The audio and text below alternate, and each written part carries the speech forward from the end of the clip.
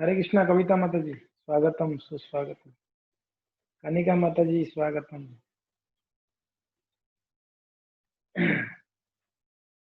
ठीक है, खोलें आपने। ओके। वासांसि जीर्णानि यथा विहाय नवानि गृह्णाति नरोपराणि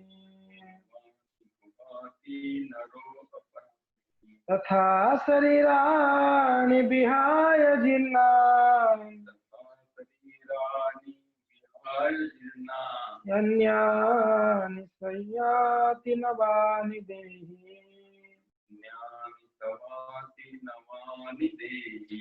वासांसि जीर्णानि यथा विहाय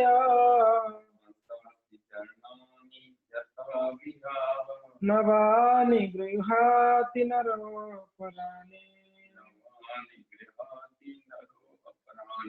तथा शरीराणि विहाय जीर्णानि अन्यानि संयाति नवानि देहि।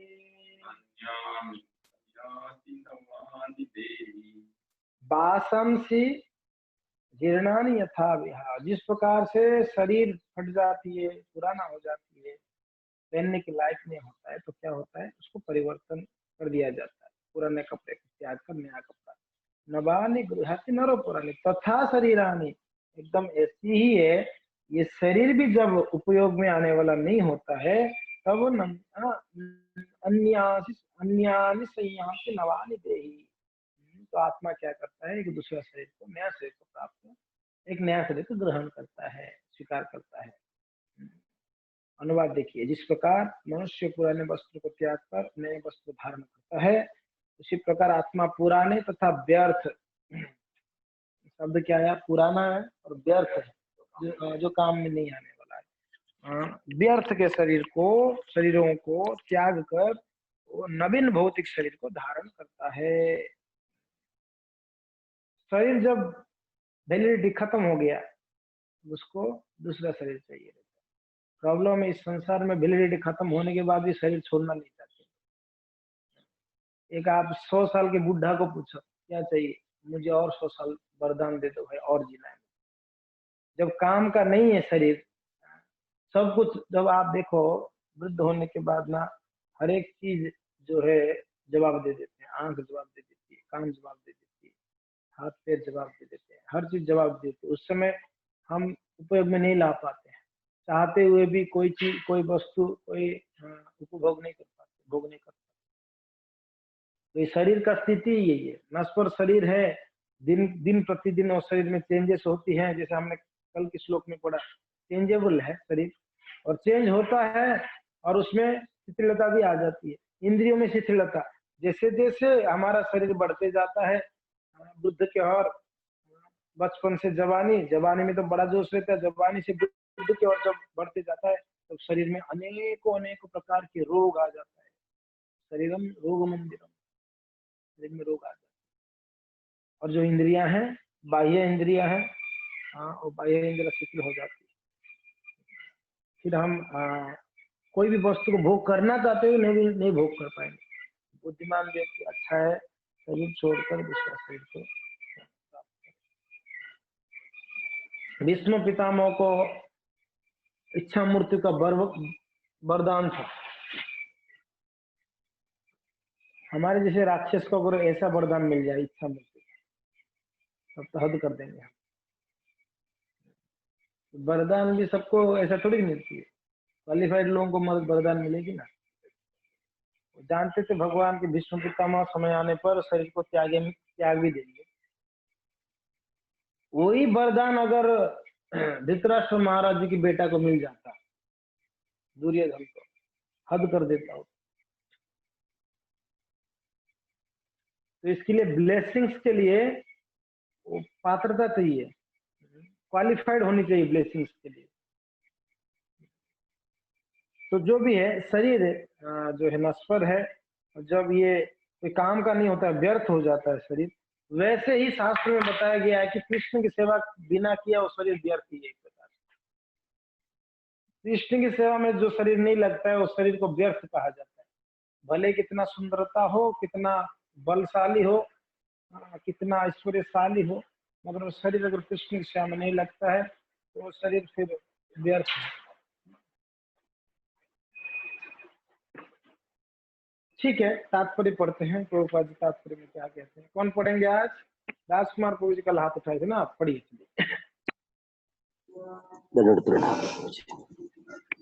जी प्रभु। सुमन माता जी आपका, आप पढ़ लिए हैं, ठीक है ना? हाँ, राजकुमार वो पढ़िए। अणु आत्मा द्वारा शरीर का परिवर्तन एक स्वीकृत तथ्य है। आधुनिक विज्ञानी जन तक जो आत्मा के अस्तित्व पर विश्वास नहीं करते, पर साथ ही हृदय से शक्ति साधना की व्याख्या भी नहीं कर पाते हैं, पर उन परिवर्तनों को स्वीकार करने को बाध्य हैं जो बाल्यकाल से कौमारावस्था और फिर तरुणावस्था और तथा वृद्धावस्था में होते रहते हैं। वृद्धावस्था में यही परिवर्तन दूसरे शरीर में स्थानांतरित हो जाता है। इसकी व्याख्या एक पिछले श्लोक में 2.13 में की जा चुकी है। अणु आत्मा का दूसरे शरीर में स्थानांतरण परमात्मा की कृपा से संभव हो पाता है। देखिए, बहुत महत्वपूर्ण बात यहाँ पर प्रभुपाद जी कहते हैं, ये शरीर चेंज यानी अणु आत्मा दूसरा शरीर में जो स्थानांतरित, ये भी भगवान की कृपा से होती है, उसकी इच्छा से नहीं होने वाला है। भगवान जब परमिशन दे, भगवान जब इच्छा करते हैं, भगवान जब कृपा करते हैं, तब वो दूसरा शरीर को प्राप्त कर सकता है, वरना ये संभव नहीं है। जी प्लीज। परमात्मा अणु आत्मा की इच्छाओं की पूर्ति उसी तरह करते हैं जिस प्रकार एक मित्र दूसरे की इच्छा पूर्ति करता है। यानी हमारे जीवन में सबसे बड़ा सुहृद कोई है तो भगवान हरि है, सबसे बड़ा सुहृद।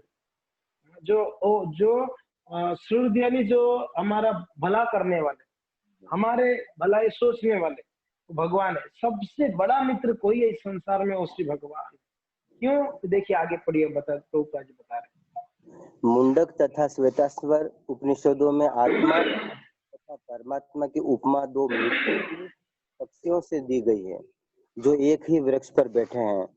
उनमें से एक पक्षी अणु आत्मा है जो वृक्ष के फलों को खा रहा है, और दूसरा पक्षी कृष्ण अपने मित्र को देख रहा है। यद्यपि दोनों पक्षी समान गुण वाले होते हैं, किंतु उनमें से एक भौतिक वृक्ष के फलों को पर मोहित रहता है, किंतु दूसरा अपने मित्र के कार्यकलापों का साक्षी मात्र है। तो अणु आत्मा और विभु आत्मा यानी परमात्मा दोनों एक ही वृक्ष में विराजमान हैं। एक तो फल को भोग करता है, खाता है, और दूसरा जो देखता है वो साक्षी है। जो देखता है परमात्मा साक्षी है। यस, तो यहाँ पर श्रील प्रभुपाद जी देखिए एक बात कहते हैं, यद्यपि दोनों पक्षी समान गुण वाले हैं, जो भगवान में गुण है वो जीव में भी वही गुण है। गुणों में कोई अंतर नहीं है, सेम गुण है। भगवान के पास जो जो गुण है, जीव के पास वही गुण है, अगर मात्रा में अंतर है। भगवान के पास पूर्ण मात्रा में गुण है और अपना जीवात्मा के पास अंश मात्रा है, कुछ अंश। जी आगे पढ़िए प्रभु जी। कृष्ण साक्षी पक्षी है और अर्जुन फल भोक्ता पक्षी। यद्यपि दोनों मित्र सखा है, किंतु फिर भी स्वामी है और दूसरा सेवक। अणु आत्मा द्वारा इस संबंध की विस्मृति ही उसके एक वृक्ष से दूसरे पर जाने या एक शरीर से दूसरे शरीर में जाने का कारण है। हाँ जी, भगवान यहाँ पर प्रभुपाद जी कह रहे हैं, यद्यपि दोनों मित्र सखा है, किंतु फिर भी एक स्वामी है दूसरा सेवक। दोनों है मित्र, मगर एक स्वामी है और एक सेवक है। जब ये अणु आत्मा यानी जीवात्मा जब इस बात को भूल जाता है कि मैं स्वामी का सेवा करना ही मेरा कर्तव्य है, ये जब विस्मृति हो जाती है, ये जब भूल जाता है, उसके एक वृक्ष से दूसरे पर जाने या एक शरीर से दूसरे पर जाने का कारण है। यही कारण है, पुनरपि जननम पुनरपि मरणम पुनरपि जननी जठरे। ये कारण ही यही है कि हम विस्मरण, क्या विस्मरण है, भगवान ही पूर्ण पुरुषोत्तम है और वो जो है विभु है और उनको मेरा सेवा करना, मैं दास के रूप में उनका सेवा करना है, ये भूल गए हैं हम। इसके कारण हम इस संसार में बार बार जन्म लेना पड़ता है। आगे बढ़िए।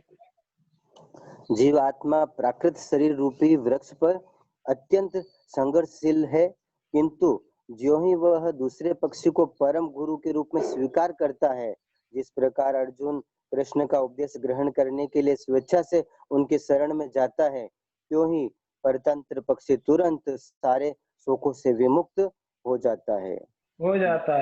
देखिए, जीवात्मा की प्राकृत शरीर रूपी वृक्ष पर अत्यधिक संघर्षशील, बहुत संघर्ष करता है सुख भोगने के लिए, मगर जैसे ही वो दूसरे पक्षी यानी विभु आत्मा परमात्मा का अपना गुरु के रूप में स्वीकार कर लेता है, जिस प्रकार यहाँ पर अर्जुन ने स्वीकार किया, वैसे ही क्या होता है, परतंत्र पक्षी स्वतंत्र, अभी परतंत्र है, हम सोचते तो है स्वतंत्र मगर परतंत्र है, मगर क्या होता है, फिर भगवान की शरण में आकर वो सुखी हो जाता है, विमुक्त हो जाता है, शोकों से दुखों से विमुक्त हो जाता है।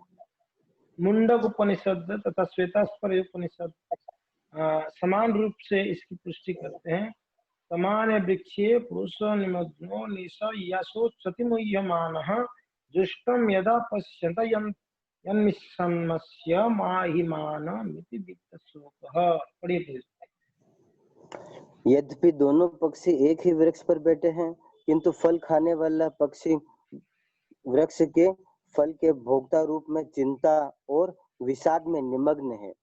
यदि किसी तरह वह अपने मित्र भगवान की ओर उन्मुख हो जाता है और उसकी महिमा आपकी को बुक में श्री नहीं लिखा हुआ है क्या? श्री भगवान करके नहीं लिखा है, सिर्फ भगवान लिखा है,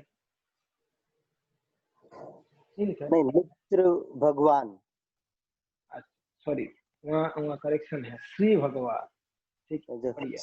श्री भगवान की ओर उन्मुख होता है और उनकी महिमा को जान लेता है, तो वह कष्ट भोगने वाला पक्षी तुरंत समस्त चिंताओं से मुक्त हो जाता है। अब अर्जुन ने अपना मुख अपने शाश्वत मित्र श्री कृष्ण की ओर फेरा है और उनसे भगवत गीता समझ रहा है। इस प्रकार वह श्री कृष्ण से श्रवण करके भगवान की परम महिमा को समझकर शोक से मुक्त हो सकता है। तो जीव भगवान से विमुख रहता है, विमुख यानी कहते हैं ना 36 का आंकड़ा 3 और 6 विमुख, ऐसा है, ऐसा नहीं है, ऐसा है।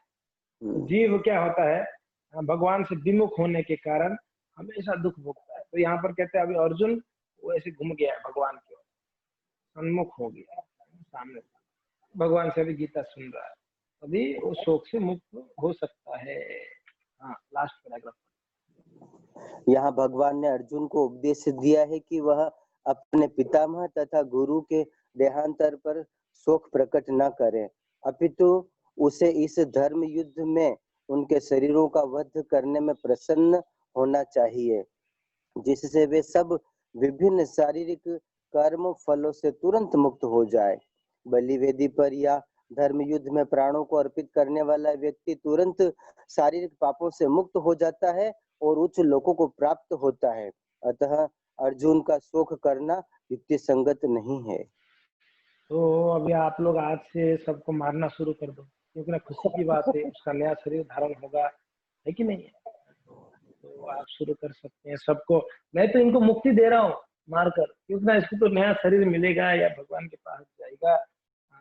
देखिए परिस्थिति को समझिए, महाभारत युद्ध क्षेत्र था, वहां क्षत्रिय लोग थे, क्षेत्रीय होने के नाते युद्ध क्षेत्र में अगर वो युद्ध नहीं करना चाहता है तो उसके लिए वो एक प्रकार का पाप है, एक प्रकार का अधर्म है, एक प्रकार का बंधन है, उनके लिए वो कर्तव्य। मगर अभी हमारा स्थिति क्या है, अर्जुन एक भक्त के हिसाब से बोल रहे थे, यार इन लोगों में कैसे मार दो, ऐसे लग रहा था ना, अर्जुन की बातों से लग रहा है कि अरे ये तो पूरा भक्त है, मारने के लिए मना कर रहा है, मगर वो उसके पीछे कारण क्या था, आसक्ति है, क्या हो जाएगा इन लोग को मार के, आसक्ति था। मगर कलयुग में शूद्र संभव, कलौ शूद्र संभव होने के कारण हमारे पास ना युद्ध हम करेंगे ना किसी को मार सकते। जीव दया, 3 चीज बताया गया ना, नामे रुचि, जीवे दया, वैष्णव सेवा। चैतन्य महाप्रभु ने बताया, सनातन गोस्वामी रूप गोस्वामी को बोले, नामे रुचि, जीवे दया, वैष्णव सेवा, ये 3 एक भक्त के जीवन में महत्वपूर्ण अंग है। नाम में रुचि, जीवों में दया, जीव दया यानी हर एक जीव में दया, चींटियों पर भी दया दिखानी है, मच्छरों पर भी दया दिखानी है, जीव दया। वैष्णव सेवा, वैष्णव का सेवा करना, ये हमारे भक्ति में प्रगति होने के लिए ये बहुत मेन पार्ट है हमारा जीवन। तो खैर यहाँ पर सार रूप में इस श्लोक में यही है कि भगवान कहना चाहते हैं चिंता मत करो, जब ये कपड़ा फट जाती है या अयोग्य बन जाता है उसको यूज करने के लिए, तब नया कपड़ा को धारण करता है शरीर। इसी प्रकार आत्मा को जब लगता है ये शरीर अभी कोई काम का नहीं है तो शरीर को त्याग कर नया शरीर धारण करता है। ये एक वापस एक एकदम पक्का उदाहरण दे रहे हैं भगवान यहाँ पर, शरीर और आत्मा का।